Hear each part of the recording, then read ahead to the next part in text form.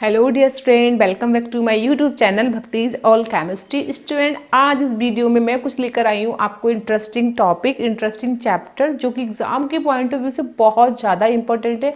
तो स्टूडेंट आज का जो टॉपिक है ना चैप्टर, वो आपका स्पेशली जो है आपके एमएससी पार्ट 1, आपका नेट से जो आपका नेट होता है, गेट का एग्ज़ाम होता है, आईआईटी जेम होता है, वो टॉपिक सभी में इम्पोर्टेंट है केमिस्ट्री का, और इंटरेस्टिंग भी बहुत है वो टॉपिक। तो स्टूडेंट आज हम उसको स्टार्ट करेंगे। मतलब इस टॉपिक को आज मैंने सोचा कि मैं इसको ना एक ही वीडियो में जो इसके मेन पॉइंट हैं, जिसको हम बोलते हैं रिवीजन, जिसको रिवीजन करना बोलते हैं सब कुछ पढ़ने के बाद, उसके हिसाब से मैंने ये वीडियो प्रिपेयर की है स्टूडेंट। तो इसमें हम क्या करेंगे स्टूडेंट कि सबसे पहले ना जो मेन एग्जाम में जहाँ से क्वेश्चन आता है, जहाँ से पूछता है, मैं उसी के उसको टारगेट लेकर हम यहाँ पर थोड़ा सा रिवीजन करेंगे, क्योंकि हमारा अब इनकमिंग 27 को एग्ज़ाम है नेट का, केमिकल साइंस का 27 को। तो उसी के बिहाफ पर मैंने सोचा कि चलो मैं आज कुछ ऐसा ग्रुप थ्योरी, इस चैप्टर का नाम है group theory. Student group theory से ना 2 क्वेश्चन आपके नेट में ज़रूर आते हैं, ठीक है। कभी कभी लक होता है आपका कि 4 मार्क्स के 2 क्वेश्चन आ जाते हैं, एक क्वेश्चन 2 मार्क्स में आ जाता है, तो 10 मार्क्स तो मिनिमम मान के ही चलो। और ये पता है सबसे अच्छी बात ये है कि ये जो टॉपिक है ना पूरा का पूरा कंसेप्चुअल है, एज लाइक कह सकते हैं रीजनिंग के जैसा है। अगर हमें ये चैप्टर आ गया तो हमें इसमें ज़्यादा मतलब इसमें रट्टाफिकेशन नहीं है, इसमें ज़्यादा थ्योरी नहीं है जैसे केमिस्ट्री में सिलेबस में हमारे है। तो स्टूडेंट हम इसको अच्छे से पढ़ेंगे, और मैं इस वीडियो में मैं वो आपको टर्म्स बताऊंगी, बस आप उनको रिवाइज करना लास्ट टाइम। आपको कुछ हद तक आपको नोट्स को ज़्यादा नहीं देखना पड़ेगा, कहीं ढूंढना नहीं पड़ेगा कुछ भी। तो जो मैंने कुछ एग्जाम के पॉइंट ऑफ व्यू से मैंने वही रेडी किया है। तो स्टूडेंट ग्रुप थ्योरी जो टॉपिक है हमारा सबसे इंटरेस्टिंग टॉपिक होता है। तो सबसे पहले मैं आपको ये बोलूँगी स्टूडेंट कि सबसे पहले ना आप इस ग्रुप थ्योरी में क्या करेंगे, सबसे पहले ना आप कुछ के पॉइंट ग्रुप्स आपको पता होने चाहिए। क्लियर? अगर हमें पॉइंट ग्रुप हमें याद है तो कभी कभी क्या होता है 2 मार्क्स में या 4 मार्क्स में सिंपल सा पॉइंट ग्रुप पूछ लेता है, तो उसमें कुछ नहीं करना होता, बस पॉइंट ग्रुप आपको पता है, आप नॉर्मली उसको टिक करोगे, ठीक है। सबसे पहले मैं सोचती हूँ कि मैं आपको कुछ पॉइंट ग्रुप, कुछ जो आपके मॉलिक्यूल्स हैं, कंपाउंड्स हैं, उनके पॉइंट ग्रुप मैं आपको बता देती हूँ यहाँ पे स्टूडेंट। तो सबसे पहले जैसे पॉइंट ग्रुप हमारा किसका आता है, तो कुछ पॉइंट ग्रुप कौन कौन से होते हैं स्टूडेंट। अब यहाँ पर स्टूडेंट हम ये सब डिस्कस नहीं करेंगे कि भाई ये हमारा एक्सिस C3 किस पे पड़ेगी, C2 किस पे पड़ेगी, क्योंकि वो हमारे पास अब टाइम नहीं है। हमारे पास जो पीक टाइम है वो यही है कि हम लोगों को फटाफट से जो कुछ हमें ट्रिक मिल जाए, हमें कहीं से एक 1 शॉट रिवीजन मिल जाए, हम उसी को करके चलें ताकि हमारा एग्जाम में क्वेश्चन अटेम्प्ट हो जाए और हमारा एग्जाम निकल जाए। बस हमारा मेन टारगेट फिलहाल तो ये है, ठीक है। तो स्टूडेंट सबसे पहले मैं आपको कुछ पॉइंट ग्रुप के नाम बता रही हूँ जो बस आपको वही याद करने हैं। सपोज पहले हमारा आता है C2B। तो स्टूडेंट C2B जो पॉइंट ग्रुप है, तो इसके अंदर कौन कौन से एग्जाम्पल आते हैं। देखो मेरा तो टारगेट याद करने का यही है कि सपोज पहले हमने C2B पॉइंट ग्रुप ले लिया, तो C2B पॉइंट ग्रुप में आपके कौन कौन से मॉलिक्यूल आते हैं। सपोज पहला आपका आता है बेटा H2O, ठीक है। फिर आपका इसमें आता है क्लोरोबेंजीन। क्लियर स्टूडेंट्स, ये आपको याद करना है। फिर स्टूडेंट्स इसमें आपका पता है क्या आता है, फिर बेटा इसमें आपका आता है अगला सिस ब्यूटाडाइइन। सिस ब्यूटाडाइइन, इसका नाम लिख देती हूँ मैं यहाँ पर, सिस ब्यूटाडाइइन, ये इसके अंदर आता है, ठीक है। ये हो गया हमारा C2B में। और हमारे C2B में क्या आ सकता है, एग्जाम्पल तो बहुत सारे हैं, लेकिन मैं आपको कुछ सेलेक्टिव एग्जाम, हाँ एक बेटा हमारा इसमें आता है 1,2 डाई क्लोरो इथीन भी इसी में आता है स्टूडेंट, ठीक है। 1,2 डाई क्लोरो इथीन का स्ट्रक्चर कैसे होता है, CH डबल बॉन्ड CH, ठीक है। इसको मैं ऐसे दिखा सकती हूँ, ऊपर मैंने दिखा दिया Cl, यहाँ पे दिखा दिया Cl, यहाँ पर दिखा दिया H, यहाँ पे दिखा दिया H, मतलब ये सिस फॉर्म में है। जो सिस फॉर्म में डाइक्लोरोइथेन होगी उसका पॉइंट ग्रुप भी बेटा C2B होगा, वाटर का भी C2B होगा, क्लोरोबेंजीन का भी C2B होगा, सिस ब्यूटाडाइइन का पॉइंट ग्रुप भी आपका क्या होगा स्टूडेंट, C2B होगा। और किस किस का हो सकता है एक बार हम चेक कर लेते हैं फटाफट से। तो स्टूडेंट ये थे हमारे पॉइंट ग्रुप। इसके अलावा हमारा नेक्स्ट जो हमारे पॉइंट ग्रुप हैं वो हमारे हैं H2O2 और हमारा इवन आपका सिस H2O2 एंड सिस ब्यूटीन। हाँ, अब इसमें मुझे और कौन से एग्जाम्पल इंक्लूड करने, सपोज दैट आपका हो गया पैराडीन। क्लियर? पैराडीन में क्या होता है स्टूडेंट, देखिए यहाँ पर मैंने एन लिया है ना, ये एन बीच में आ गया, यहाँ एन होता है, इसका भी पॉइंट ग्रुप क्या होता है। तो इस पे बहुत क्वेश्चन आ रखा है, मैंने ये सारे 2011 से लेके 2023 तक के सारे जो पेपर अभी तक हो चुके हैं नेट में, उन सारे मैंने उसको एनालाइज करके देखा कि उसमें किस किस मॉलिक्यूल का पूछा है, और मोस्ट प्रोबेबिलिटी उसी में से रहेगी, आपको क्वेश्चन वहीं से आएगा स्टूडेंट।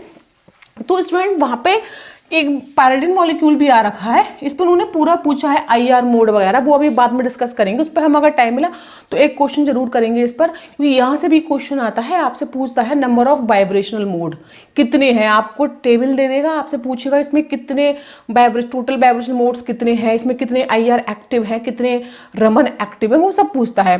तो स्टूडेंट पैराडिन भी इसमें आ गया। फिर बेटा आपका सिस H2O2 ये भी इसी में आ गया हमारा, क्लियर। और क्या हो सकता है स्टूडेंट, और इसके अलावा हम सोच सकते हैं 1 2 3 4 5 6 एग्जाम्पल तो हमारे हो गए ना, ठीक है। सिस H2O2 हो गया, पैराडीन हो गया। इसके अलावा हमारा इसमें एक मॉलिक्यूल आता है स्टूडेंट्स, ये भी अभी इसको चेक कर लेते हैं। हाँ, उसके अलावा बेटा हमारा आता है सिस ब्यूटीन, सिस ब्यूटीन, सिस ब्यूटीन में यहाँ लिख देती हूँ। तो स्टूडेंट ये मेरे मॉलिक्यूल सारे C2B वाले हो गए, है ना। कौन सा हो गया, सिस ब्यूटीन।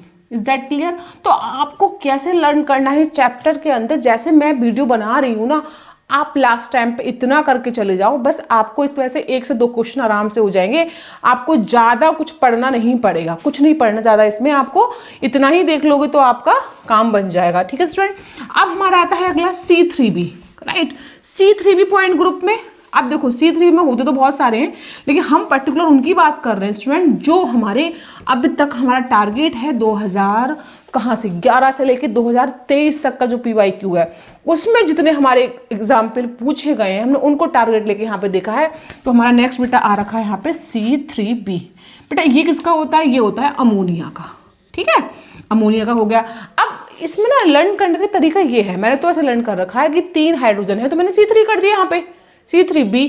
अब इसमें तो प्लेन इसमें वर्टिकल पड़ा होगा, मतलब सिग्मा B का मतलब कि इसमें जो आपका प्लेन पड़ा है सिग्मा वाला, वो इसमें आपका एक ही टाइप का प्लेन है, इसमें 3 सिग्मा भी आता है, वो अभी मैं बताती हूँ आपको कैसे आता है। लेकिन फिलहाल हमें इतना पता होना चाहिए कि यहाँ पे C3B और NH3 है ना, इसका पॉइंट ग्रुप ये होता है।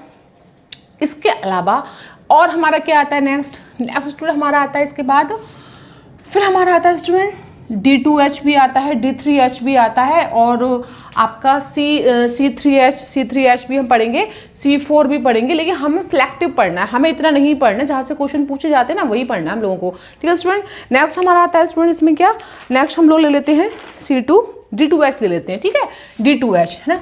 C3 भी हो गया अमोनिया, अब D2H लेते हैं इसके बाद स्टूडेंट, तो हमारा अमोनिया हो गया। अब D2H में क्या आएगा स्टूडेंट, देखते हैं फटाफट से। D2H में बेटा हमारी आती है इथीन, एल्कीन में कौन आती है, इथीन। इसमें बेटा D2H, इसका भी पूछ लेता है बहुत ज़्यादा, ठीक है। और क्या आता है इसमें बेटा, D2H में आपकी ये आती है, और बेटा एक आपकी होती है एलीन, है ना। एलीन क्या होती है, जस्ट सपोज दैट मेरे पास ये है जिसमें लगातार क्या हो, लगातार आपकी डबल बॉन्ड हो, ठीक है। इसको हटा दो, 1 2 3, इसमें ऑड नंबर में डबल बॉन्ड है लगातार, इसे बोलते हैं कॉम्युलेटिव डबल बॉन्ड, ठीक है।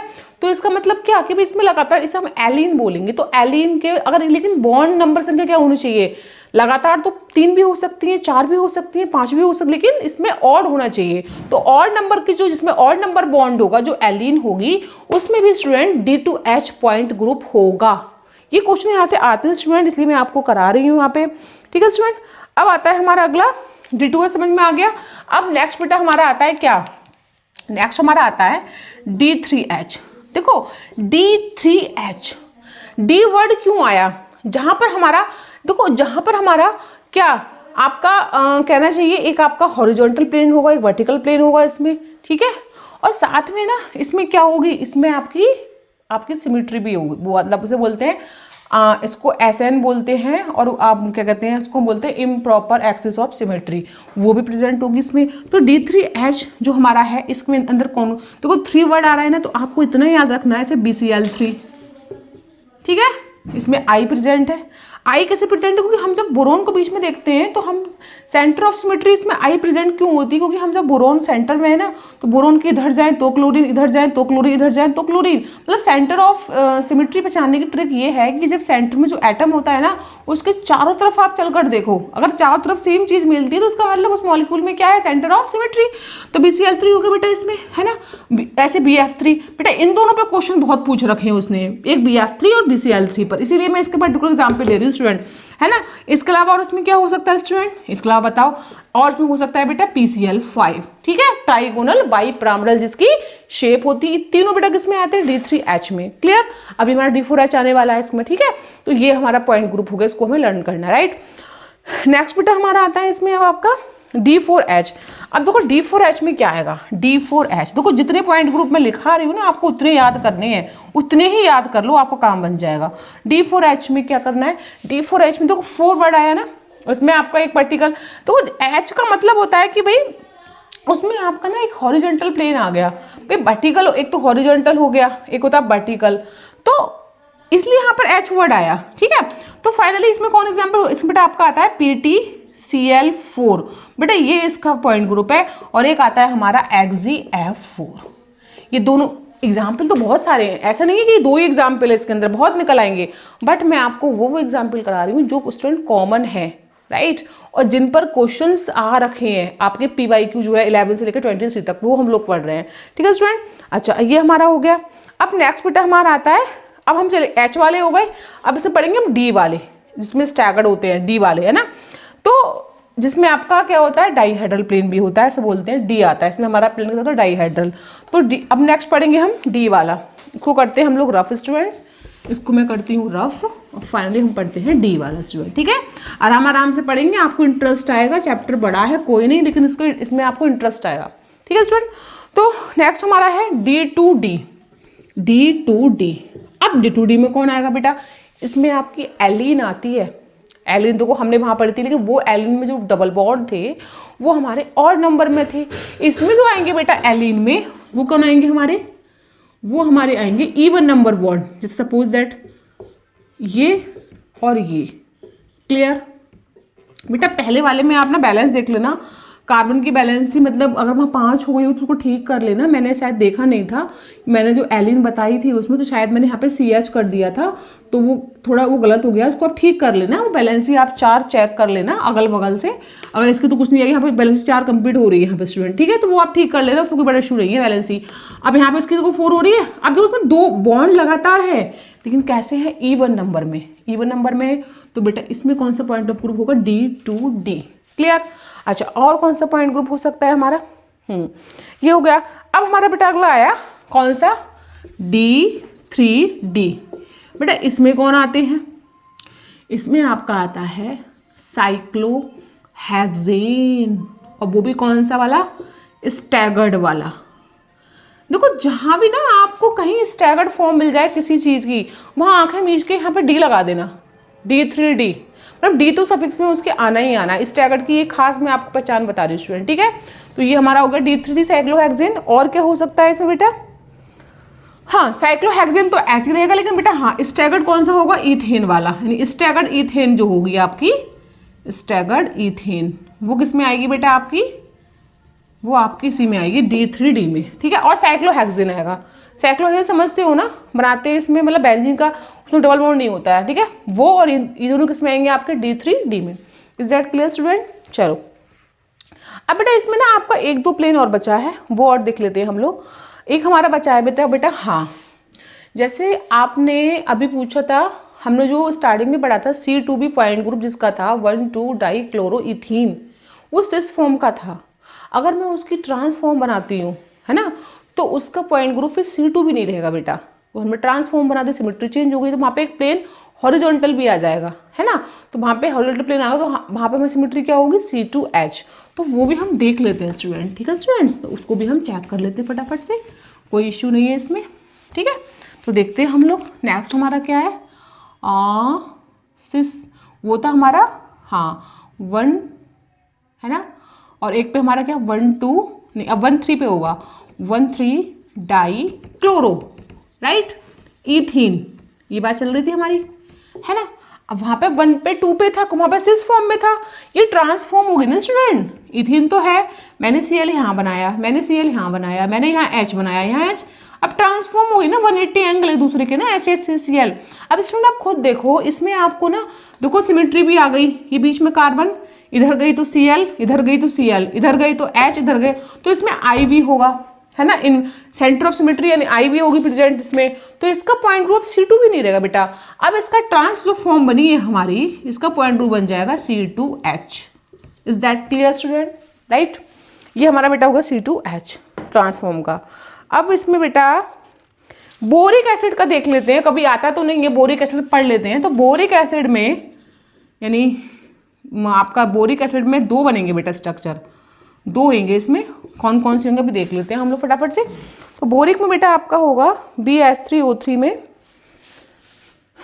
B3H3O3, ये बोरिक का फॉर्मूला होता है।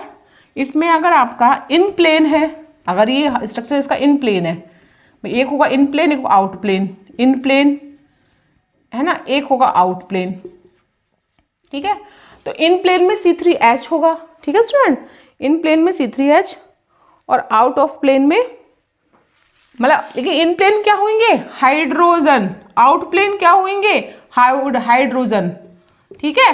तो इसका होगा C3H पॉइंट ग्रुप, और इसका भी हम देख लेते हैं क्या होता है। इसका हमारा होता है C3, आउट प्लेन का बेटा C3 होता है, ठीक है। सिंपल सा ये हमने याद कर लिए, इतने ही पॉइंट ग्रुप याद करो, उससे ज़्यादा नहीं पूछेगा। अब इससे ज़्यादा पूछेगा तो आपको मिलते जुलते पूछेगा तो आपको थोड़ा उनका आइडिया लग ही जाता है, ठीक है। तो ये हमारा क्या हो गया बेटा यहाँ पर इसके पॉइंट ग्रुप, ठीक है। चलो अब देखते हैं अगला हम। अब जैसे बेंजीन का पूछेगा, पता है आपको D6H है, उसमें 6 कार्बन है, उसमें एक हॉरिजॉन्टल प्लेन भी होगा, उसमें H भी होगा, है ना, वर्टिकल भी होगा, उसमें S4 सिमेट्री भी होगी सेंटर से S4, उसमें डाइहेड्रल प्लेन होगा सिग्मा D, है ना। तो बेंजीन का हम देख लेते हैं, वो तो ठीक है, वो इतना आपसे नहीं पूछेगा D6, लेकिन फिलहाल इतना पता होना चाहिए बेंजीन का D6H होता है, ठीक है। D6H हो गया। अब हमारा अगला आता है बेटा, इसमें अगला हमारा बच्चा की भाई, हाँ अब ना यहाँ पे बेटा क्या पूछता है, यहाँ पॉइंट ऑफ, हमारे पास एक ट्रिक है। जैसे सपोज दैट कोई हमारे पास मॉलिक्यूल कंपाउंड जैसे CH, जैसे हमारा हो गया NH3H2O CH4, अब उसका हमें पॉइंट ग्रुप पता है कि भाई NH3 का पॉइंट ग्रुप क्या होता है, C3 भी होता है, क्लियर। अब उसने नंबर ऑफ ऑपरेशन पूछ लिए कि हम C3 को कितने में उसे ऑपरेट करेंगे। भाई आप लोग क्या करते हो, आप लोग यहाँ पे करैक्टर टेबल बनी होती है, एग्जाम में मिलती है, टेबल में लिखा होता है ना, ऊपर क्लासेस होती हैं, ठीक है। इसे बता देती हूँ मैं आपको। तो जो क्लासेस होती हैं, क्लासेस को काउंट करके हम उसके ऑपरेशन देखते हैं। लेकिन मैं आपको ट्रिक बता रही हूँ, अगर कभी आपसे पॉइंट ग्रुप से नंबर ऑफ ऑपरेशन पूछता है, सपोज दैट मुझसे पूछा उसने CNB, तो बेटा CNB का मतलब क्या, आप उसके नंबर ऑफ ऑपरेशन 2n कर देना, n का दुगना कर देना, क्या, नंबर ऑफ ऑपरेशन। ये आपको मैं ट्रिक बता रही हूँ, कभी कभी यहाँ से क्वेश्चन आता है 2 मार्क्स में, ठीक है।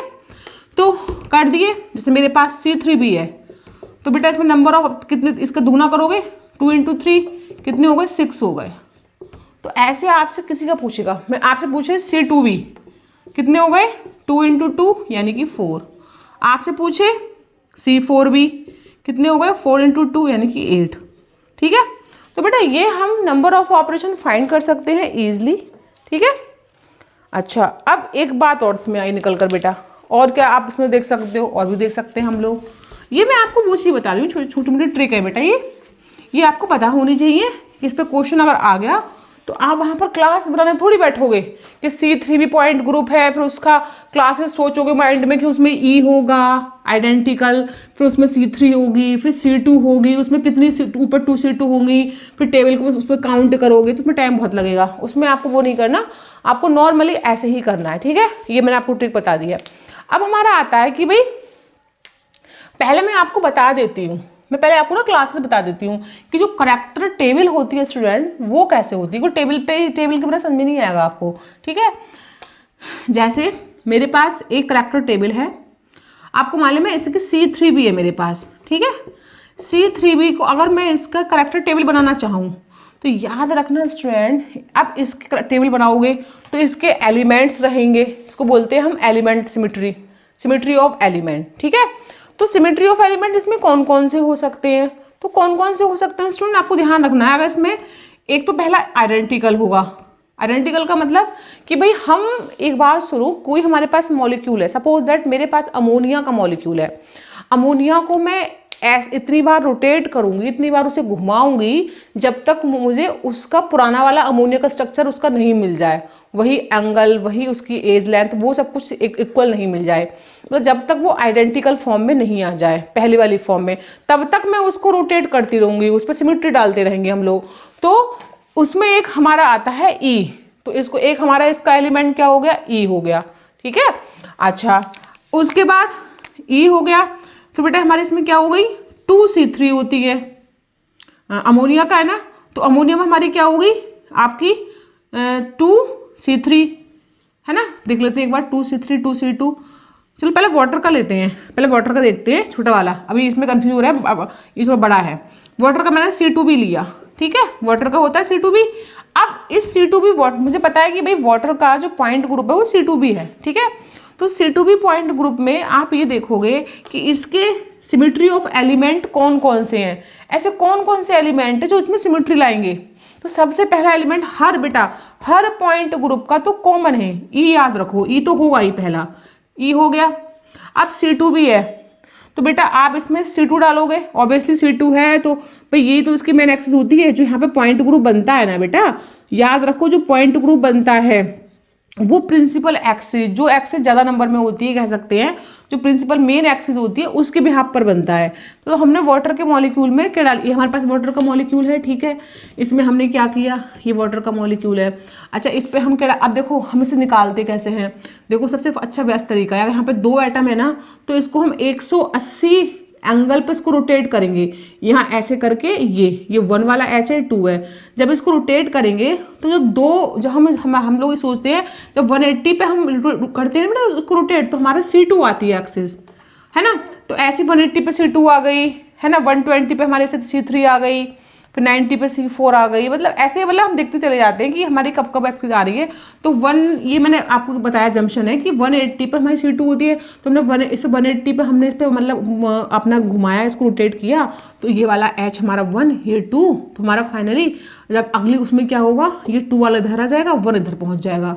तो ऐसा हम फिर से इस पर एक बार प्लेन डालेंगे, तीसरा वाला जो प्लेन होगा वो इसके आइडेंटिकल होगा इस पहले वाले का, फिर उसको हम रोटेट करना बंद करेंगे तो वो हमारा ई में चला जाएगा, ठीक है। तो टोटल हमारे प्लेन्स में 2 ही काउंट होंगे, 2, है ना। तो इसमें हमारा यहाँ पे क्या आएगा, तो इसमें बेटा हमारी क्या होती है, तो यहाँ पे हमारी 2 C2 हुई, हमने 2 डाले ना इसमें C2 2। अब आपको मैम आपने C2 तो 3 डाली थी इसमें, क्योंकि पहले आपने इसको ऐसे रोटेट किया, आपने डाली इस पे यहाँ पे C2, तो फाइनली ये हो गया, यहाँ पे H2 हो गया, यहाँ पर H1 हो गया, ठीक है। लेकिन फिर भी हमें इसके ऐसा नहीं मिला, ये क्या है, आइडेंटिकल नहीं है बट इसके इक्विवेलेंट है, ठीक है ना। H की पोजीशन चेंज हो गई ना, अब फिर से हमने डाली इसमें C2 बेटा, है ना, पहले 1C2 फिर 2C2, तब हमें घूम कर ये वाला मिल गया, ये हमें बेटा आइडेंटिकल मिल गया, ठीक है, H1 का 1 H2 का 2। तो हमने इस प्रोसेस में क्या देखा, हमने 2 C2 डाली इसमें, ठीक है, 2 C2 डालने के बाद तब हमें ये मॉलिक्यूल हमें आइडेंटिकल मिला। तो हम इसका क्या लिखते हैं यहाँ पे, सिमेट्री ऑफ एलिमेंट 2C2 लिख दिया हमने, 2C2 क्लियर। चलो अब हम क्या करेंगे फाइनल स्टूडेंट, अब हम ये करेंगे भाई 2C2 तो हो गया हमारा, अब हम चलते हैं आगे। अब हम इस पर डालेंगे क्या, ये तो हमने इस पर वो डाल दिया आपका, अब हम क्या डालेंगे बेटा, प्लेन डालेंगे। ये हमने इसको एक्सिस पे रोटेट किया, ये थी हमारी एक्सिस ऑफ सिमेट्री। भाई आपने एक्सिस पे मतलब इससे कितने, किसी चीज़ को मैं आपको बताऊं, इससे कोई हमारे पास कागज़ है, कागज़ में आप पेन को डालो और डाल के उसको ऐसे घुमा दो, 180 एंगल पे घुमा दिया आपने, 120 पे घुमा दिया, 360 पे घुमा दिया, तो उसको बोलते हैं एक्सिस ऑफ सिमेट्री, वो एक्सिस है। अब ये हम लोग यहाँ पे बेसिक नहीं पढ़ रहे हैं अभी, क्योंकि हम एक वीडियो में बेसिक नहीं कर पाएंगे, लेकिन थोड़ा एक आइडिया बता देती हूँ आपके लिए। तो ये हमारी क्या होगी बेटा, एक्सिस ऑफ सिमेट्री, ठीक है, क्योंकि हम एक्सिस पे डाल रहे हैं उसकी, ठीक है। जैसे में हमारे पास कोई भी कागज होता है, हमने उसमें एक पेन को डाला और फिर उसे घुमा दिया। अब अगली हमारी क्या है, प्लेन ऑफ सिमेट्री। अब हम उसमें प्लेन डालेंगे, तो प्लेन ऑफ सिमेट्री को हम कैसे नोट करते हैं, सिग्मा बी और सिग्मा एच, 2 ही से नोट करते हैं, sigma B sigma H. Sigma B 2 type का हो जाता है, सिग्मा बी मतलब 1, सिग्मा बी 2। अब सिग्मा बी 1 कोई 1 कहता है, कोई 2 कहता है, कोई सिग्मा बी को फिर सेकंड को सिग्मा डी बोल देता है। डी मतलब उसको हम डाईहेड्रली प्लेन डाल रहे हैं, है ना। तो इसमें हमारे 2 प्लेन होते हैं बेटा, कौन कौन से, हमने इसमें एक प्लेन तो बेटा ऐसे डाला, है ना, ऐसे डाल दिया, और एक हमने ऐसे करके डाल दिया पूरे पे। पूर्व इन द सेंस मतलब ये वाटर मॉलिक्यूल है, तो वाटर मॉलिक्यूल को हमने ऐसे करके बीच में से काट दिया, ऐसे काटा तो आधा पार्ट इधर हो गया, H O 2H और O का आधा पार्ट उधर साइड हो गया, तो 2 प्लेन हो गए ना इसमें। तो इसमें हम इसे बोल देते हैं सिग्मा XZ और सिग्मा YZ। अब XZ का मतलब कि हमने Z एक्सिस से प्लेन डाला पूरा ऐसे करके डाला, तो ये क्या हुआ, आधा ऑक्सीजन इधर आधा ऑक्सीजन पीछे, आधा H आगे आधा H पीछे, तो ये XZ हो गया। YZ में हमने Y की साइड से डाला ऐसे करके, तो ये YZ हो गया, Y एक्सिस को, ठीक है। इसमें 2 प्लेन होते हैं हमारे ये वाले, बस इतना याद रखना है आपको, ये कंफर्म है, ये फिक्स है। ये हमारे अब ये हमारे क्या है सारे, ये एलिमेंट सिमेट्री क्या है हमारी, इस पॉइंट ग्रुप की सिमेट्री ऑफ एलिमेंट है, ठीक है। अब देखो इसमें क्या होते हैं, अब इसमें यहाँ पे कुछ नोटेशन, ये हम इसको ऐसे बनाते हैं, ये हमारे कॉलम हो गए। अब से 1 2 3 4 है बेटा इसमें, तो इसमें जो मैट्रिक्स बनेगी ना 4x4 की बनेगी, तो बेटा 4 ही बनेंगे, 4 कॉलम हो गए 1 2 3 4, और 4 इसमें क्या हो जाएंगी आपकी रो हो जाएंगी, 3 1 2 3 एंड 4 रो हो गई आपकी। आप कुछ नहीं करना, यहाँ पे आपके एक सिंबल होते हैं, ठीक है, यहाँ पे क्या होते हैं आपके एक सिंबल होते हैं, ये तो इस यहाँ पर होते हैं आपके सिंबल, यहाँ सिंबल होते हैं, ठीक है।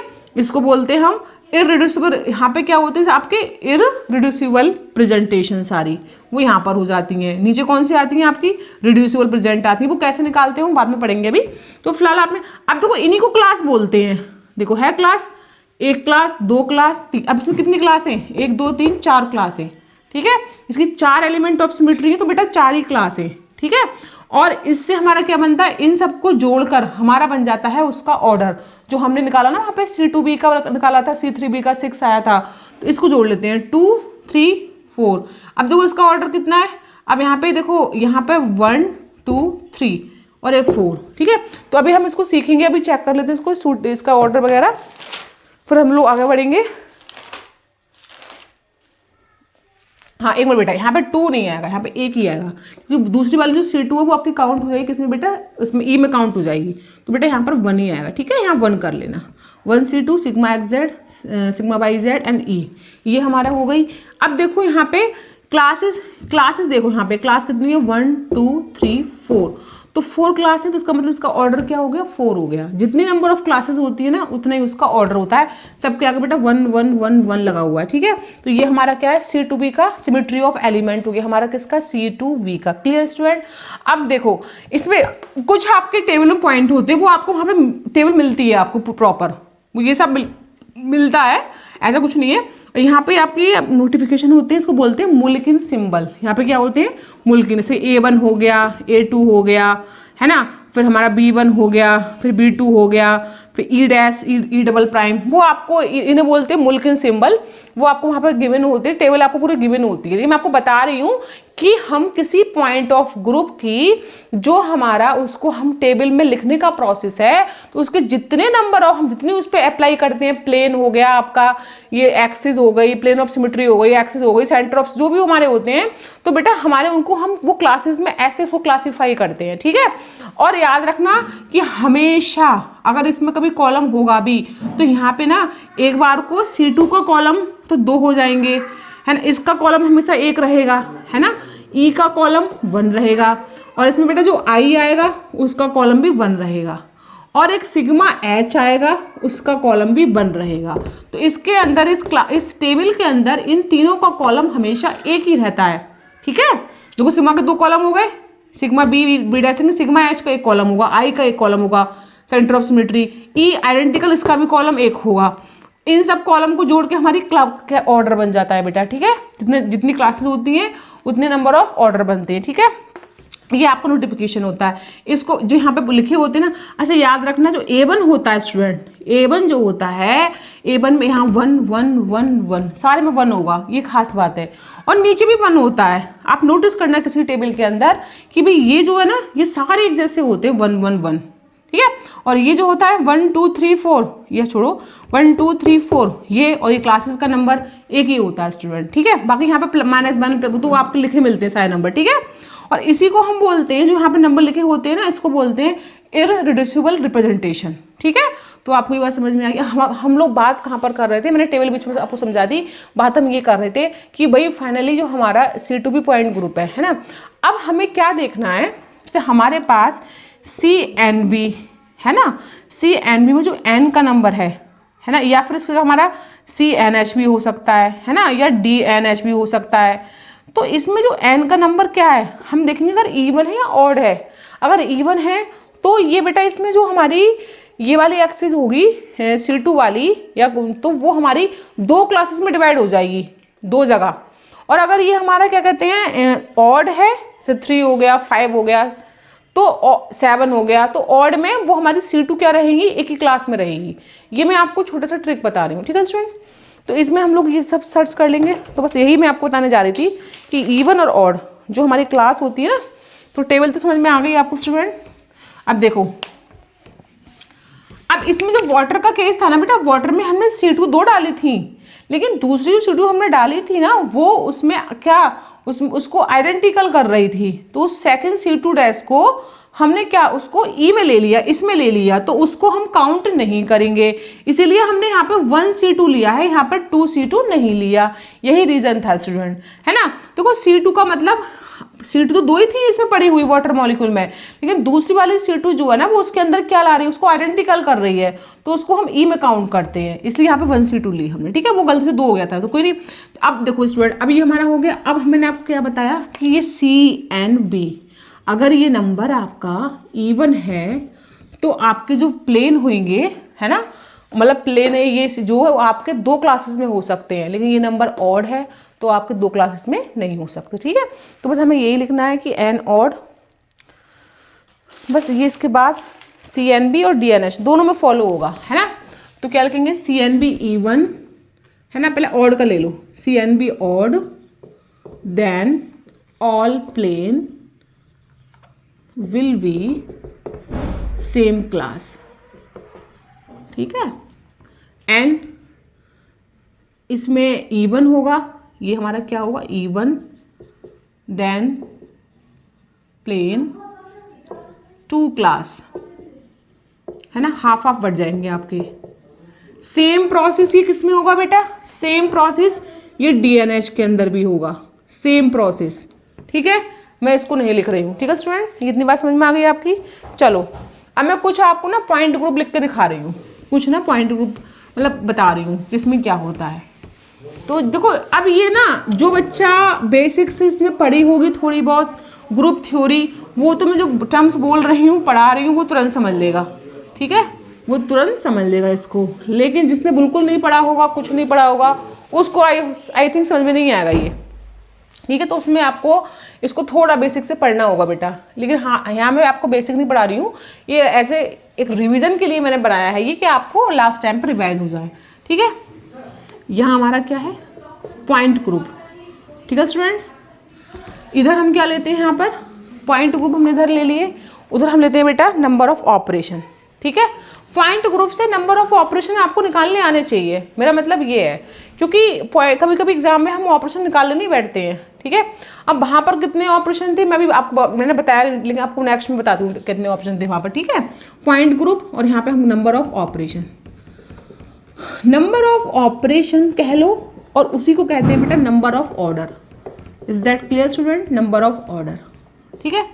तो मैं सबसे बोलूँ मेरा पॉइंट ग्रुप C1 है तो उसका नंबर ऑपरेशन 1 होगा। मैं बोलूँ मेरा पॉइंट ग्रुप C2 है तो उसका ऑपरेशन 2 होगा, ठीक है। अब यहाँ पे आपको ध्यान से देखना है स्टूडेंट, ठीक है। C1 यहाँ बनाते हैं नीचे, मैंने ऊपर बना दिया, ठीक है। C3 है तो 3 होगा पॉइंट उसका ऑपरेशन। देखो मैंने आपको बात पहले बताई थी, जो यहाँ पर n होता है ना, n का मतलब क्या भाई, n यहाँ पे 1 2 3 कुछ भी हो सकता है। तो जितने नंबर ऑफ n होते हैं बेटा, उतने ही उसका नंबर ऑफ ऑपरेशन या नंबर ऑफ ऑर्डर एक ही है, उतने ही होते हैं। बात समझ में आ गई। चलो अब अगला लेते हैं हम लोग CS का मतलब कि जिसमें ओनली प्लेन ऑफ सिमेट्री है। भाई सिमेट्री 2 टाइप की होती है ना, ये तो आपने पढ़ाई होगा बेसिक से। एक सिमेट्री आपकी हो गई axis of symmetry. Axis of symmetry क्या है, सपोज दैट मेरे पास ये एक रजिस्टर है, इसका ये पेज है, ठीक है। ये पेज है, इस पेज में मैंने क्या किया, इस पेज के अंदर मैंने यहाँ पे एक पेन लिया, पेन इसके अंदर मैंने इसके एक्सिस पे अंदर को डाला, पेन निकल कर बाहर आ गया यहाँ को, फिर पेन से मैंने ऐसे करके रोटेट कर दिया ये, तो ये कागज़ पहले ऐसे था, अब ये कागज़ ऐसे हो गया, तो इसमें चेंजिंग हुए नहीं हुए।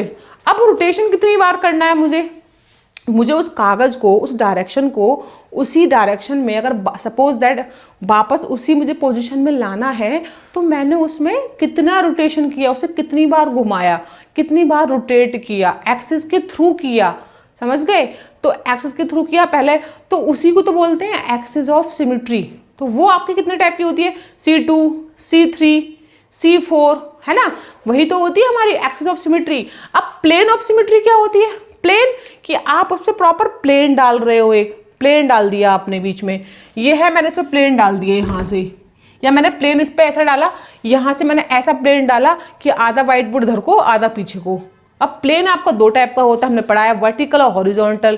तो प्लेन उसे बोलते हैं हम लोग प्लेन ऑफ सिमेट्री, उसको सिग्मा से नोट करते हैं। सिग्मा V होता है, एक सिग्मा H होता है, ठीक है। सिग्मा V को हम फिर से दो में डिवाइड करते हैं, उसमें आपका सिग्मा फर्स्ट होता है, सिग्मा D हो जाता है, ठीक है। तो वो सब हमारे क्या होते हैं, प्लेन ऑफ सिमेट्री। अब किसी पॉइंट ग्रुप में only on suppose that axis of symmetry नहीं है लेकिन प्लेन ऑफ सिमेट्री प्रेजेंट है, तो बेटा उसका पॉइंट ग्रुप CS होगा। तो उस कंडीशन में याद रखना उसके नंबर ऑफ ऑपरेशन हमेशा कितने रहेंगे, 2 रहेंगे, ठीक है स्टूडेंट। बस हमें ये बात ध्यान रखनी है यहाँ पर। अब अगला हमारा आता है CS के बाद स्टूडेंट नेक्स्ट हमारा है CI में कितने रहेंगे आपके, इसमें भी 2 रहेंगे। उसमें क्या इन्वर्जन ऑफ, है ना, यानी कि सेंटर ऑफ सिमेट्री यानी इन्वर्जन, ठीक है, तो उसमें भी 2 रहेंगे। अब अगला हम देखो, वो मैंने आपको बताया, अब मैं ज़्यादा लंबा प्रोसेस नहीं करूँगी। अब मैं आपको ना, वो मैंने आपको पहले बताया कि अगर C2 भी है, C2V वर्टिकल, दुगने का क्या कर देंगे इसमें 4, मैंने पहले ही बताया उसको दुगना करते हैं। C3 भी है, कितना करेंगे हम यहाँ पे 6, C4 भी है, कितना करेंगे यहाँ बेटा 8। ये बात समझ में आ गई ना, क्लियर। अब B की जगह अगर हॉरिजॉन्टल इसमें प्लेन आ जाए, है ना, तो मेरा अगर C2H हो गया तो कितना करेंगे, तब भी वही करेंगे हम 4, C3H हो गया तो कितना करेंगे हम 6, C4H हो गया तो कितना करेंगे 8। सेम वही प्रोसेस रहेगा। चलो अब आती है D वालों की, जिसमें D है ना, D वालों की। D वर्ड कब आता है, जब उसमें एक डाईहेड्रल होता है ना, डाईहेड्रल। आप किसी चीज़ को ना डाईहेड्रली प्लेन डाल रहे हो, ऐसे आधा यहाँ कट गया। भाई एक बात सुनो, आप जैसे कि सपोज दैट हम लोग क्या करते हैं, हाँ जैसे हम लोग ना, हमने ब्रेड लिया ऐसे करके, ठीक है, ब्रेड है ये, ब्रेड को आप काटते हो, कभी कभी ऐसे काटते हो ना, ऐसे करके बीच में से यूं यूं यूं यूं ऐसे, सिमेट्री है दोनों तरफ, एक ट्रायंगल ये बन गया, इसको हमने डाईहेड्रली तो काटा है ऐसे करके, तो इसी को तो बोलते हैं हम सिग्मा डी बोल देते हैं इनको, सिग्मा डी। हमने ऐसे वाला प्लेन डाल दिया सिग्मा डी, ठीक है, सिग्मा बी, है ना। और जो प्लेन आपके जो मेन प्लेन होता है सिग्मा बी के, अगर सिग्मा बी के उसमें एक प्लेन पड़ता है आपका परपेंडिकुलर, तो उसमें सिग्मा एच भी हो जाता है। वो तो खैर बेसिक में, वो आप डिटेल में बाद में आपने पढ़ाई होगा, वो छोड़ो। तो हम मेन पढ़ रहे हैं, इससे हमारा रिविजन हो जाए, ठीक है। अब हमारा अगला आता है ओनली डी। अगर D2 है तो 4 ऑपरेशन, D3 है तो 6 ऑपरेशन, D4 है तो 8 ऑपरेशन। सिंपल D, मैंने DNH नहीं बोला, मैंने DNH DND नहीं बोला, मैंने सिंपल D बोला। बेटा उसमें भी क्या करेंगे हम, जस्ट डबल करेंगे, ठीक है। अब हमारा आता है DNH।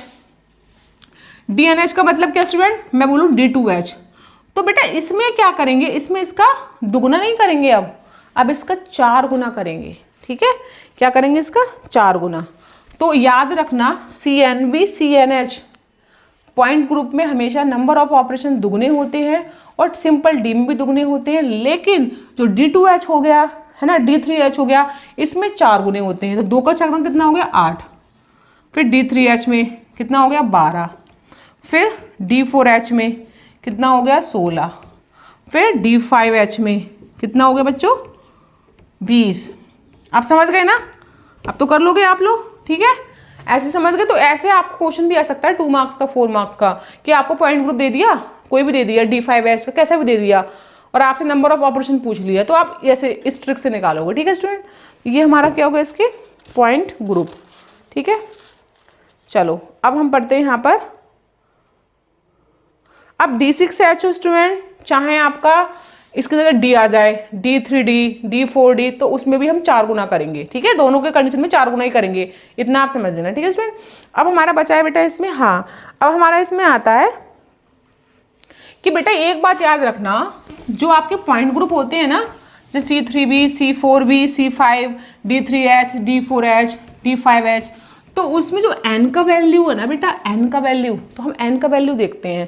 तो याद रखना, अगर n का वैल्यू इस कंडीशन में इवन आ जाए तो उसमें क्या होगी, प्रेजेंट होगी क्या, सेंटर ऑफ सिमेट्री।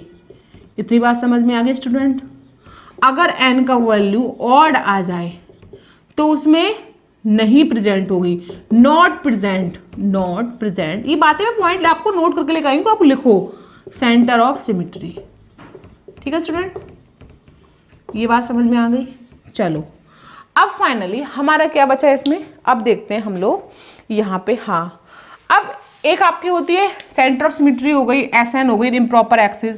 ये SN कहाँ कितनी प्रेजेंट होती है, तो एक SN का बेटा एक ट्रिक क्या रख लेना, SN का, SN को बोलते हैं improper axis, improper axis of symmetry, ठीक है।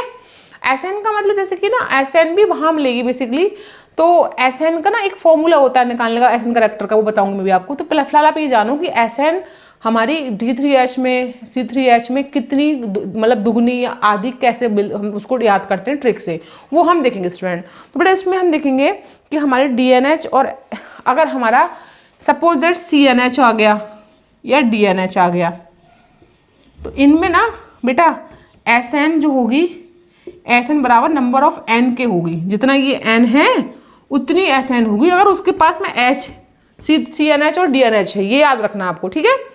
कभी कभी यहाँ से ना क्वेश्चन डायरेक्ट आता है आपका। अब आता है अगर यहाँ पे ये DNH ना हो बेटा और DND हो जाए, मैंने क्या बोला, DND, तो बेटा SN आपकी जस्ट क्या हो जाएगी, SN बराबर 2N हो जाएगी, मतलब इसकी डबल हो जाएगी, जितना नंबर होगा उसमें डबल SN हो जाएंगे। ये बात समझ में आ गई आप लोगों को, नहीं, ठीक है, इतनी बात समझ में आ गई, क्लियर। अब फाइनली हम पढ़ेंगे इसमें क्या, हाँ अब कुछ हम देखते हैं बेटा, करेक्टर टेबल जो हमने बनाई थी ना बेटा, तो उसमें कुछ हम करेक्टर देखते हैं, करेक्टर मानी कैसे, वो भी हम देख लेते हैं। तो कुछ करेक्टर आपको याद रखने हैं। अब मैं आपको ना करेक्टर कैसे बनती है मैट्रिक्स वो सब नहीं बता रही, तो फाइनली हम यहाँ पे पढ़ते हैं करेक्टर को, हम डिफाइन करेंगे यहाँ पे कैसे। देखो बस आपको ना जो टेबल होती है, तो टेबल में आपके करेक्टर होते हैं, कौन कौन से होते हैं, देखो आप टेबल बनाते हो, टेबल में क्लासेस में एक तो पहला आपका E होता है, फिर आपका E भी होता है, किसी किसी में C4 होगा, C3 भी होगा, C2 भी होगा, सिग्मा, 2 सिग्मा भी होंगे, सिग्मा एक B, एक सिग्मा डाइहेड्रल, और सिग्मा H भी होगा, है ना। और क्या होगा बेटा, I भी हो सकता है किसी किसी में, और S भी हो सकता है, S2, S4 और S6 जो भी होते हैं वो भी हो सकता है। तो इन सब के ना, इन सब के खुद के अपने करेक्टर होते हैं। अब वो करेक्टर हम क्यों पढ़ते हैं, क्या यूज़ है, उन करेक्टर का यूज़ करके हम इनका लास्ट में रिड्यूसेबल रिप्रेजेंटेशन निकालते हैं। उसको कैसे रिप्रेजेंट करेंगे, उसके लास्ट में जो हमारा रिजल्ट आता है ना नीचे, उसको बोलते हैं रिड्यूसेबल रिप्रेजेंटेशन, ठीक है। उसको कैसे करें, तो उसके लिए हम थोड़े से ना, हम एक बेसिक सा करेक्टर याद रखेंगे जो हमारे सब में काम देगा, सारे पूरे ग्रुप थ्योरी में चलेगा हमारा, पूरा वो हमारा बेसिक है, बस आपको वही याद रखना है। जैसे मैंने बोला ई का करेक्टर कितना है, तो बेटा ई का करेक्टर याद रखना हमेशा 3 होता है, सब में 3 होगा, चाहे किसी की टेबल हो, कोई भी स्ट्रक्चर है, कोई भी मॉलिक्यूल है, कोई भी कंपाउंड है, वो हर किसी में ई का करेक्टर तो 3 ही रहेगा, समझे मेरी बात। चलो आई का -3 रहेगा हमेशा, आई का -3 रहेगा हमेशा, ठीक है। मैं भी आपको इसकी मैट्रिक्स बना के दिखाऊंगी, समझाऊंगी मैट्रिक्स, ठीक है। अच्छा, और C2 का, जहाँ जहाँ आपको C2 मिलेगी जिस भी कंपाउंड में, वो कंपाउंड पैराडीन हो, बेंजीन हो, मीथेन हो, इथेन हो, क्लियर, आपकी सिस ब्यूटाडाइइन हो, ठीक है, आपका ना कोई ऑक्टाहेड्रल कंपाउंड हो, कोई भी कंपाउंड हो, आपको ये बात इसको मतलब चाहे इसको रट लो, चाहे इसको अपने दिमाग में बसा लो कि भाई ई का करेक्टर 3 होगा, आई का -3 होगा, C2 का -1 होगा, और सिग्मा का करेक्टर, सिग्मा चाहे बेटा सिग्मा एक्स वाई हो, सिग्मा वाई जेड हो, सिग्मा जेड एक्स हो, चाहे आपका सिग्मा एच हो, सिग्मा का करेक्टर हमेशा कितना होगा स्टूडेंट? 1 रहेगा। बोलो इतनी बात समझ में आ गई ना? इतनी बात। अच्छा करेक्टर तो और भी होते हैं लेकिन वो हम निकालते हैं फॉर्मूले से। जैसे कहीं मुझे अब आप बोलो मैम अच्छा कहीं C4 हुई किसी कंपाउंड में तो क्या करेक्टर होगा? तो उसके लिए हम फॉर्मूला पढ़ते हैं, उसके लिए फॉर्मूला पढ़ते हैं। अब आप बोले मैम अच्छा आई तो हमेशा -3 रहे, ये तो डेफिनेट, ये तो बिल्कुल आपकी फिक्स वैल्यू है। कोई कंपाउंड सही ई का करेक्टर 3 रहेगा, आई का करेक्टर -। अभी आएगा कैसे वो भी मैट्रिक्स में पढ़ेंगे, अभी आगे मैं आपको बताऊंगी मैट्रिक्स इसकी कैसी होती है, तो हम वहाँ पर पढ़ेंगे आगे, ठीक है। तो स्टूडेंट ये हमारा हो गया C2 का -1 हो गया। अब फाइनली हमने क्या देखा स्टूडेंट? फाइनली हम ये देखेंगे कि भाई सिग्मा एक्स वाई इन सबका 1 हुआ करेक्टर। चलो अब ना मैं आपको ना एक वो बनाती हूँ, फॉर्मूला बताती हूँ कि भाई सपोज दैट किसी कंपाउंड में C4 के साथ में C2 भी है। भाई देखो C4 होगा तो C2 भी होगा, या C3 है ना, तो C3 है C4 है, तो उसके लिए हम करेक्टर ये क्या रटते रहेंगे ऐसे? तो रट भी सकते हो, लेकिन इसके लिए एक फॉर्मूला याद कर लेना बस। फॉर्मूला क्या याद करना? वो फॉर्मूला का हम डायरेक्शन तो पढ़ेंगे नहीं अभी, कैसे ड्राइव हुआ, कहाँ ड्राइव हुआ, हमने याद कर लेते हैं। देखो C2 का अब CN का मतलब स्टूडेंट यहाँ N कुछ नंबर हो सकता है, C2 C3 C4 C5 C6 C7 कुछ भी हो सकता है। तो इसका फॉर्मूला होता है स्टूडेंट 2 cos थीटा + 1, ठीक है। अब वैसे ही अब इस कंपाउंड सपोज किसी कंपाउंड में तो SN प्रेजेंट है, इम्प्रॉपर एक्सिस ऑफ सिमेट्री किसी में प्रेजेंट नहीं है, तो उसके लिए बेटा SN का फॉर्मूला क्या होगा हमारा? 2 cos थीटा - 1। बस ये 2 फॉर्मूले याद रखो, आपको वो ये SN और CN का यहाँ से आइडिया हो जाएगा। ये जो C2 में यहाँ पे अगर 2 पुट करूँगी ना थीटा, यहाँ पे 2 cos थीटा -1, तो मैंने क्या करा यहाँ पे 2 पुट करेंगे हम यहाँ पे, है ना, तो 2 पुट नहीं करेंगे, इसमें क्या C2 हम अब देखो आपको ना ये पता होना चाहिए कि जब C2 का मतलब 180 का एंगल, ये तो पता ही होगा ना, 360 से डिवाइड कर देते हैं एंगल से, ठीक है। तो यहाँ पे मेरे नंबर ऑफ एटम ये क्या आ जाएंगे? C2 मेरी फिर क्या निकल के आएगी? एक्सिस निकल के आएगी, 180 से डिवाइड किया तो मेरा 2 आया, तो मैंने C2 हो गई इसमें मेरी एक्सिस, है ना। 120 से डिवाइड किया तो 3 आया, तो मेरी C3 एक्सिस हो गई। मैंने फिर 90 से डिवाइड किया तो मेरी C4 एक्सिस हो गई, C4 एक्सिस। तो ना ये हमें पता, ये जब हम ग्रुप थ्योरी पढ़ते हैं तो कॉमन कुछ बातें बहुत कॉमन है, जैसे C2 180 एंगल होता है, C3 120 होता है, ये तो कुछ बातें कॉमन है। तो C2 है तो मैं यहाँ पे थीटा के जगह क्या लगाऊंगी? 180। तो cos 180 का वैल्यू कितना होगा, है ना, कितना होता है? -1, तो ये -2 होगा, -2 + 1 -1, तो C2 यहाँ पे क्या है? -1। तो इसलिए तो हमारे यहाँ पर जो ये C2 है -1 है, ठीक है। तो C2 का वैल्यू करेक्टर फिक्स हो गया -1, ठीक है। तो ऐसे ही आप इसका निकालोगे C3 का, यहाँ पे अब 3 में कितने एंगल, अब 3 अगर हम किसी में हम C3 डालते हैं तो एंगल 1 तो कितना होता है? 120। तो cos 120 का वैल्यू पुट करोगे यहाँ पे, ठीक है। cos का वैल्यू कैसे याद करते हैं? अगर आपको साइन के वैल्यू याद है तो cos का उल्टा कर दो जस्ट। साइन का तो वैल्यू सभी को याद होता है, वो 10th क्लास से पढ़ते हैं हम लोग। sin 0 0, sin 30 का 1/2, sin 45 का 1/√2, sin 60 का √3/2 और sin 90 का 1। अब ये तुमने साइन का याद कर लिया, ठीक है। अब cos का निकालोगे तो उल्टा करो, जहां sin 90 का 1 है तो वहां cos 90 का 0 कर दो, समझ गए ना। और जब sin 0 का 0 है तो वहां cos 0 का 1 कर दो, जस्ट उल्टा करना है, साइन के वैल्यू से cos को उल्टा करना है हमें। तो इस फॉर्मूले की बड़ी बात थोड़ी, तो अपना भी आपको माइंड में फिक्स हो जाएगा। तो स्टूडेंट ये हम ऐसे फाइंड करते हैं करेक्टर, ये करेक्टर फिक्स है। और टेबल में ये करेक्टर आपको जब हम नीचे इसका यहाँ पे निकालते हैं ना, टेबल के नीचे क्या निकालते हैं? RR, मैं शॉर्ट में RR बोल रही हूँ, IR और IR, तो वो वहां पर निकालने में ये हेल्प करते हैं हमारे, ठीक है स्टूडेंट। तो ये हमारी एक बात हुई, आपको समझ में आई थी। चलो तो फिर फाइनली मैं आपको बताती हूँ यहाँ पे, तो करेक्टर आपको समझ में आ गए। अब मैं आप बात कर लेते हैं थोड़ी सी हम लोग इम्प्रॉपर एक्सिस ऑफ सिमेट्री की, ठीक है student. Improper axis of symmetry क्या होती है स्टूडेंट? कि SN बोलते हैं, और SN हमारी बनती कैसे है ये पता होना चाहिए ना, कभी कभी इस पर क्वेश्चन आता है 2 मार्क्स का। तो देखते हैं हम लोग इम्प्रॉपर एक्सिस ऑफ सिमेट्री के बारे में। फिर हम लोग बस थोड़ा सी बचाइए, हम ज़्यादा नहीं बचाई हमारा। देखो इम्प्रॉपर एक्सिस ऑफ सिमेट्री कैसे निकालेंगे हम लोग? Improper axis of symmetry. Student अगर टाइम मिला तो मैं आपके लिए एक शॉर्ट वीडियो उसकी भी लेकर आऊँगी, केमिकल काइनेटिक्स की, और इलेक्ट्रोकेमिस्ट्री की अगर मुझे टाइम मिला तो, अभी मैं कह नहीं सकती, तो वो भी ऐसे लेकर आऊँगी आपको, उसमें आपके सिलेक्टिव पॉइंट होंगे, ठीक है। इम्प्रॉपर एक्सेस सिमेट्री को हम दिखाते हैं एस एन से। एन का मतलब यहाँ पे 2 हो सकता है, 1 नहीं होगा, 2 3 2 4 कुछ भी हो सकता है, मतलब एस एन का मतलब, ठीक है। अब इम्प्रॉपर एक्सेस सिमेट्री है वो किससे मिलकर बनती है बेटा, एस एन। जब मैं इसमें सी एन इंटू सिग्मा, ये मैंने प्लेन डाल दिया इस पर, ऐसे इस पर प्लेन डाल दिया इसके परपेंडिकुलर, किसके, सी एन एक्सिस के। सी क्या है, अरे सी बताई थी मैंने आपको स्टार्टिंग में, एक्सिस ऑफ सिमेट्री। भाई कोई एक्सिस ऑफ सिमेट्री जा रही है ऐसे करके, मैंने उस पर प्लेन डाल दिया, तो उन दोनों का कॉम्बिनेशन क्या बन गया, एस एन, ठीक है। ये आपको याद रखना है स्टूडेंट, ठीक है, सी एन। अगर मैं इसको यहाँ पे एक्स ले लेती हूँ यहाँ पर, तो यहाँ पे सी एन एक्स हो जाता है, तो यहाँ पे क्या होगा सिग्मा के साथ, तो आप सोचो क्या हो सकता है, जब एक्स पे करूंगी ना बेटा तो यहाँ सिग्मा वाई जेड होगा। आपको पता है ना, जब सिग्मा बाई जेड है, यहाँ पे मैंने एक्स पे डाला तो सिग्मा बाई जेड आया, यहाँ पे, यहाँ बाई होता तो यहाँ पे फिर वही टर्म नहीं होती, यहाँ पर बाकी सब होते हैं दोनों, ठीक है। तो ये हमारी बात समझ में आ गई। तो ये बेटा आपको अपने माइंड में फिट रखना है, इसको बोलते हैं इम्प्रॉपर एक्सिस ऑफ सिमेट्री। ये है एक्सिस ऑफ सिमेट्री और ये प्लेन डाला है मैंने इसके परपेंडिकुलर, ठीक है। तो ये एस एन का कॉम्बिनेशन ये होता है बेटा। इस पर क्वेश्चन आता है, देखो अब इस पर क्वेश्चन कैसे आता है बेटा।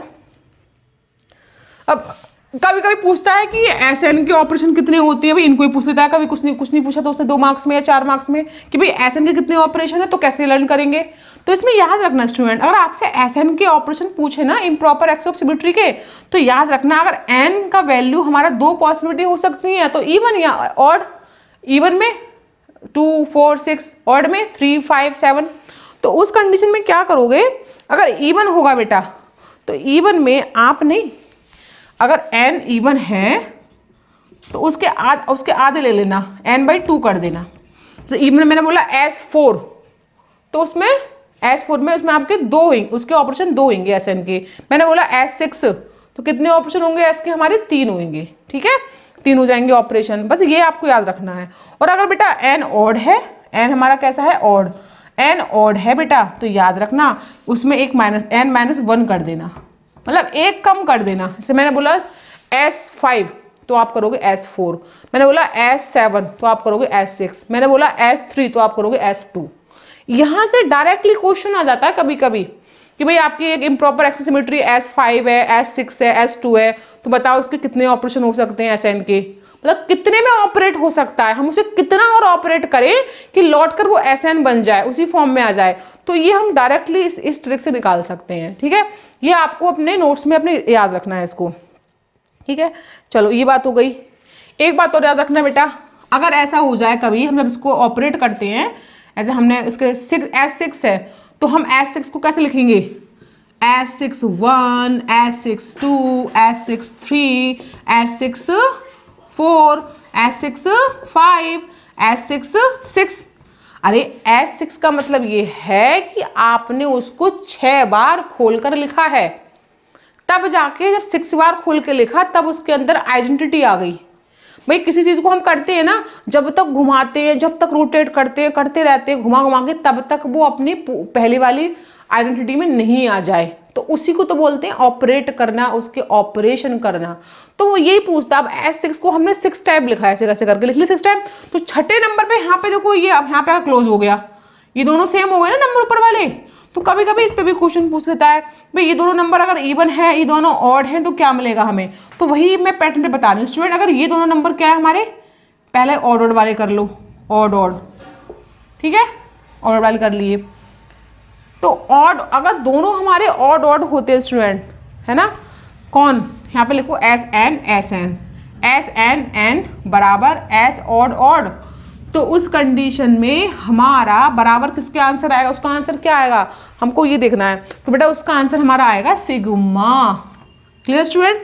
अब आप बोले मैम अच्छी हो जाएगी अगर ये S, ये वाला N और ये वाला, ये बात समझ रहे हो ना, ऐसे लिखते हैं इनको बेटा खोलकर, तो 2 आते हैं ना ऊपर और नीचे पावर। तो अगर ये हमारा बराबर S इवन हो जाए, क्या हो जाए स्टूडेंट, इवन, तो उस कंडीशन में हम लोग क्या करेंगे स्टूडेंट, उस कंडीशन में हमारे किसके बराबर आएगा, यहाँ पे सिग्मा आएगा, ई आएगा। सोचो आप एक टाइम के लिए क्या आना चाहिए, सिग्मा या ई। तो याद रखना स्टूडेंट, उस कंडीशन में आ जाएगी हमारी आइडेंटिटी और ई आ जाएगा। ये आपको याद रखनी है बात, इसको बॉक्स में बंद कर लो। यहाँ से क्वेश्चंस बनते हैं आपके 4 मार्क्स 2 मार्क्स में।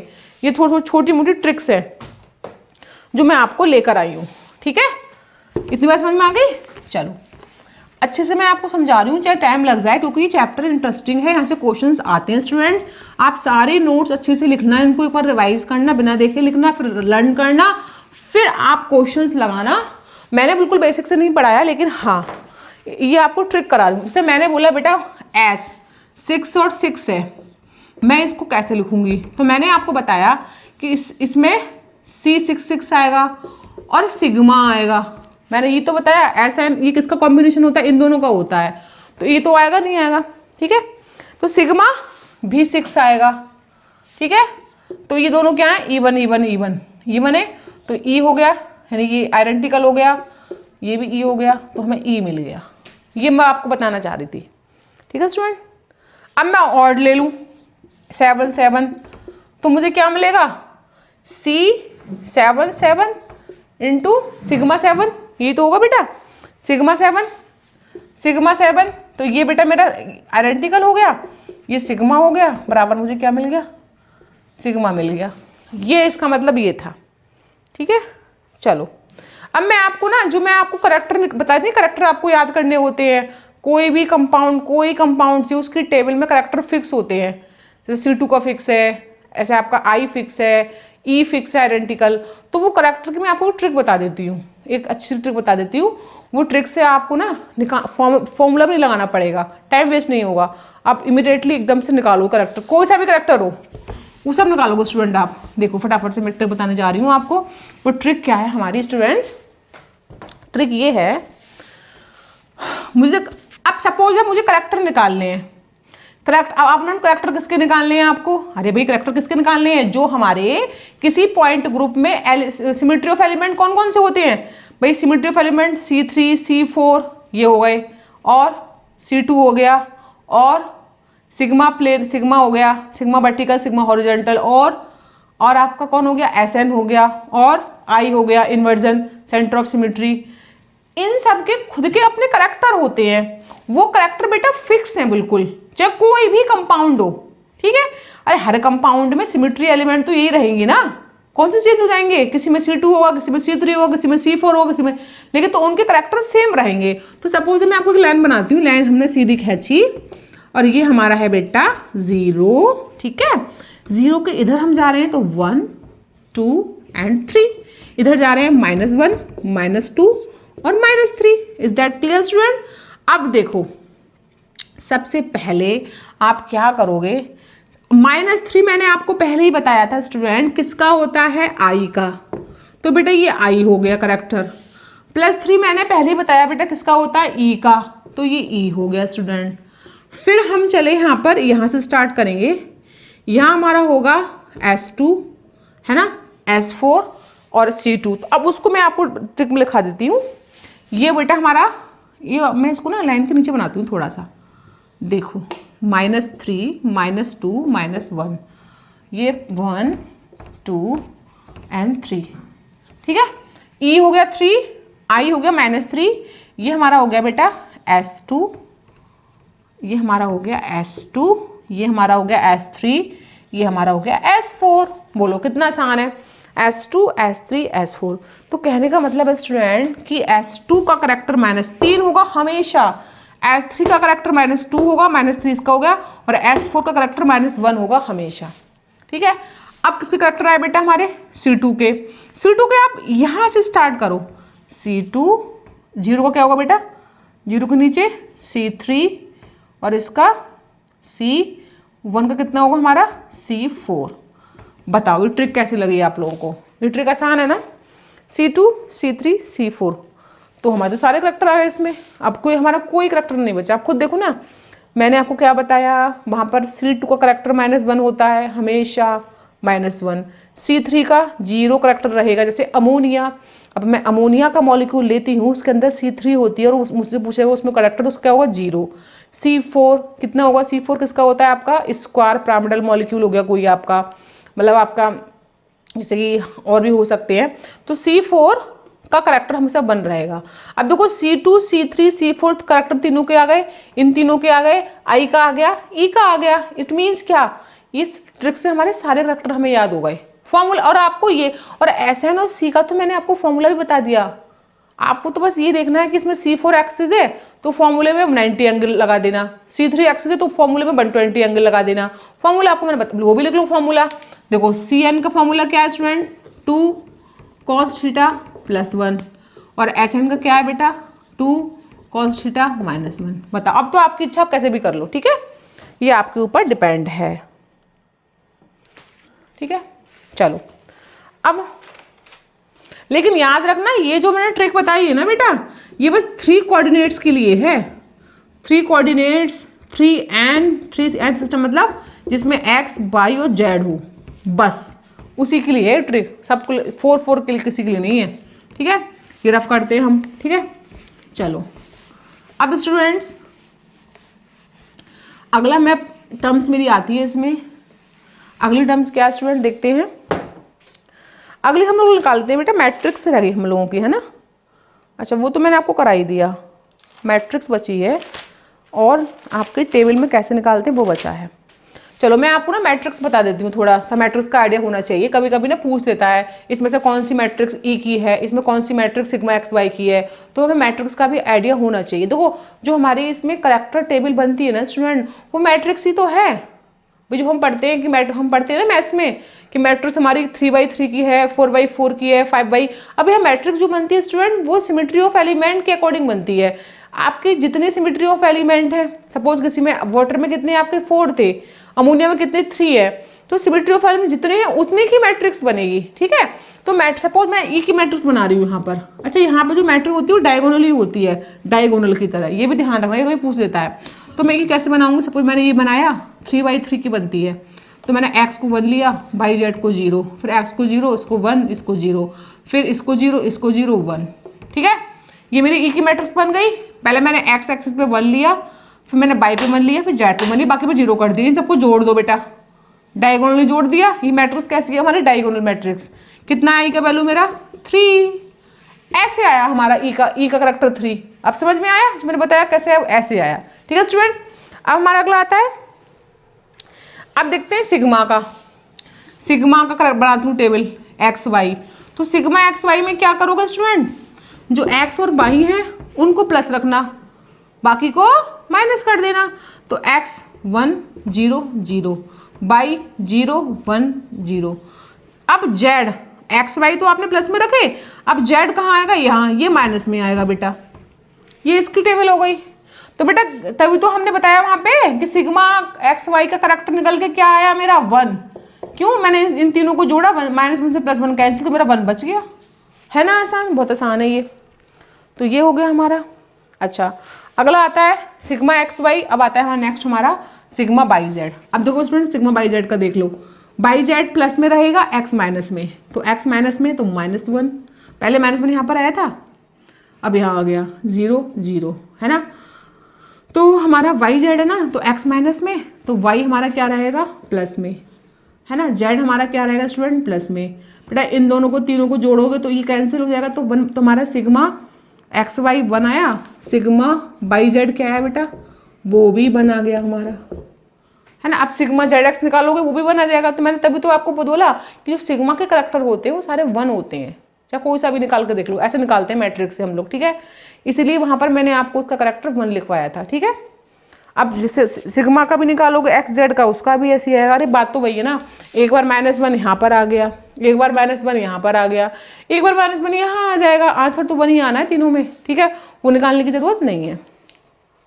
चलो अगला हम देखते हैं। अब अगला भी हमारा हो जाता है। अब जो CNX का हमने मैट्रिक्स जो फॉर्मूला आया था ना बेटा, CN वाला फॉर्मूला क्या, cos square theta 2 cos square theta +1, वो कैसे आया उसका भी हम मैट्रिक्स देख लेते हैं, ठीक है। तो उसकी मैट्रिक्स हमारी क्या स्टूडेंट, CNX की मैट्रिक्स देख लो, ये बना दो, ये बना दो, x पे 0, ठीक है, फिर यहाँ पे बनाओ x पे 0 हो गया, और बाई पे यहाँ पे cos थीटा, यहाँ sin थीटा, फिर यहाँ पर यहाँ है। अब देखो यहाँ पर ये थोड़ा ध्यान रखना है कि cos थीटा sin थीटा कैसे होगा। तो हाँ x की है ना, पहले वाली कॉलम तो बेटा बन रहेगी, पहली वाली कॉलम बन रहेगी, ये 0, ठीक है, फिर यहाँ पे 0, फिर यहाँ पे 1, ठीक है। अब देखते हैं अगले में क्या हुआ। ओह सॉरी, उल्टा कर दिया मैंने। 1 x पे 1 हो गया, ये 0 हो गया 0, x पे हम से पहले 1 लेते हैं, फिर 0 0। अगले कॉलम में क्या होगा, ये 0 और यहाँ पे cos थीटा, यहाँ पे sin थीटा, फिर यहाँ पे माइनस का sin थीटा और यहाँ पे cos थीटा, ठीक है, और यहाँ पे 0, ठीक है। तो फाइनली इसमें 1 0 0, फिर 0 cos थीटा sin थीटा, फिर 0 माइनस sin थीटा। अब इसका उल्टा कर दो ना, माइनस sin थीटा फिर cos थीटा। अब हमने क्या बोला, ये किसकी हमें मैट्रिक्स है, CNX की। इसको डायगोनली जोड़ते हैं ऐसे ऐसे करके, तो इससे तो हमें कोई मतलब नहीं, इस और इन दोनों sin थीटा से, माइनस में प्लस में, इन दोनों से मतलब है। तो बेटा क्या आया, cos थीटा 2 cos थीटा, हमें जोड़ना ही तो है, प्लस का 1। तो मेरा CNX का फॉर्मूला क्या निकल के आया बताओ, 2 cos थीटा प्लस 1। यही तो फॉर्मूला हमने इस मैट्रिक्स से बनाया था, जो मैंने आपको बताया पीछे कि कोई भी अगर आपको CN का करैक्टर निकालना है, C2 C3 C4 का, वो इस फॉर्मूले से, फॉर्मूला बेटा ऐसे आया। ये हमारी होगी बेटा मैट्रिक्स, ये हमारी मैट्रिक्स फिनिश हो गई सबकी। अब हम चलते हैं, मैं आपको थोड़ा सा आइडिया दे देती हूँ कि हम किसी भी पॉइंट ग्रुप को कैसे ऑपरेट करते हैं, उसमें कितने ऑपरेशन होते हैं, हम कैसे क्लासेस से ऑपरेशन फाइंड करते हैं, कैसे पॉइंट ग्रुप से, ठीक है। वो हमारा बचा अगला पॉइंट, ठीक है स्टूडेंट्स। तो नेक्स्ट हमारा क्या है स्टूडेंट्स, यहाँ पे कि भाई हम जो निकालने जा रहे हैं C1। अगर आपके पास में कहीं पॉइंट ग्रुप C1 है तो बेटा समझ जाना, ना तो इसमें एक्सिस ऑफ सिमेट्री है, ना इसमें प्लेन ऑफ सिमेट्री है, ना इसमें इन्वर्जन है, इसमें कुछ भी नहीं है, इसके अंदर कुछ भी नहीं है, ठीक है। C1 का मतलब समझ गए, है ना। अच्छा, अगर CS मिले आपको तो इसमें क्या है, ओनली प्लेन ऑफ, इसमें कुछ भी नहीं है, नो कुछ भी नहीं है इसके अंदर, और इसमें क्या है, plane of symmetry. Is that clear students. चलो अगला पॉइंट कौन सा, ये भी देख लो आप। CN है, अगर ओनली CN है तो इसमें क्या आएगा, एक्सिस ऑफ सिमेट्री प्रेजेंट होगी बेटा, क्या होगी, axis of symmetry, only axis of symmetry present होगी, राइट स्टूडेंट्स। चलो CN है या DN है, ओनली एक्सिस है ना, आगे बड़ा ओनली लगा दो, और DN है तब भी वर्ड ये सेम आ जाएगा। आप बोले मैम अगर CN भी है, अगर CN है तो ओनली एक्सिस ऑफ सिमेट्री, लेकिन अगर CNB आ गया तो फिर प्लेन ऑफ सिमेट्री भी आएगी, है ना। तो CNB में क्या लोगे स्टूडेंट, और CNB को हम कैसे खोलेंगे बेटा, CNB को 1CN प्लस NCB, ये भी समझ लो, जितने n यहाँ पर होंगे उतने n यहाँ पर आएंगे, और वो आपके यहाँ पे आपका वो आ जाएगी एक्सिस ऑफ सिमेट्री, ठीक है। अगर यहाँ पे 2 है तो 2 आ जाएगा, यहाँ 3 है तो 3 आ जाएगा, यहाँ 4 है तो 4 आ जाएगा। इतनी बात समझ में आ गई स्टूडेंट। अगर CN, अब CN के साथ मैं H लगा दूँ तो 1CN आएगा तो प्लस N, तो फिर इसमें क्या आएगा 1CN के साथ NCH,